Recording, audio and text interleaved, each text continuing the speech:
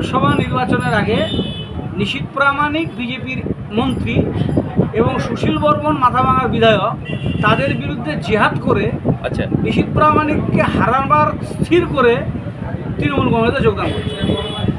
এবং তিনি তৃণমূল কংগ্রেসে যোগদান করায় যে সুশীল বর্মন বলেছিল মাথাভাঙা বিধানসভা কেন্দ্র থেকে 40,000 ভোটে জিতে আসবে, যেহেতু তিনি 2021 সালে মাথাভাঙা বিধানসভায় 30,000 ভোটে জিতেছিল, এবারে উনি 40,000 ভোটে মাথাভাঙা বিধানসভা থেকে জিতবে বলে বিজেপির ইন্টারনাল রিপোর্টে সাবমিট করেছে।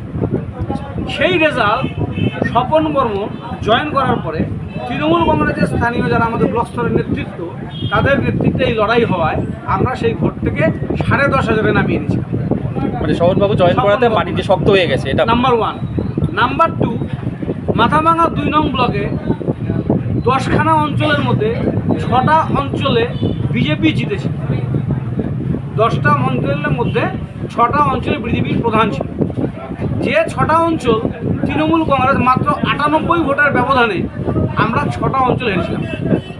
কোথাও কোনো অঞ্চল 2টো পঞ্চায়েত হেরেছি, তার জন্য বিজেপি জিতেছে অঞ্চল, সেখানে দেখা গেছে একটা 3 ভোটে হেরেছি, একটা 2 ভোটে হেরেছি, কোথাও টসে হেরেছি, কোথাও 30 ভোটেও হেরেছি। সব মিলে 98 ভোটে 6টা অঞ্চল বিজেপির প্রধান দিয়েছে। লোকসভা নির্বাচনের পরে এই 6টা অঞ্চল থেকে বিজেপির 5টা গ্রাম পঞ্চায়েত তৃণমূলের দখলে আসে। আজকের দিনে 10টা অঞ্চলের মধ্যে 9টা অঞ্চলে বিজেপি থেকে তৃণমূল, মোট 9টা অঞ্চল তৃণমূল। তাহলে বুঝতে হবে স্বপন বর্মনের ইম্পর্টেন্সটা কেন ওখানে দেওয়া হয়েছে। এটা নিয়ে কেউ ভুল বুঝতে পারেন, কেউ বলতে পারেন আপনাদের, আমাদের we don't bother. Party decision নিয়েছে, সেটা অনুযায়ী কাজ চলছে। ফল ভালো করার জন্য করা হয়েছে। মাথাভাঙা বিধানসভায় ফল ভালো হলে স্বপন বর্মনের প্রমোশন মাথারে হতে পারে, স্বপন বর্মনকে আরও বড় কাজে লাগাতে হতে পারে। যোগ্য অনেক নেতৃত্ব থাকে, তার মধ্যে কাউকে বেছে নিতে হয় বিভিন্ন প্রেক্ষাপটে। রাজবংশী সমাজের একটা তরুণ যুবক বিজেপিতে যোগদান করেছেন।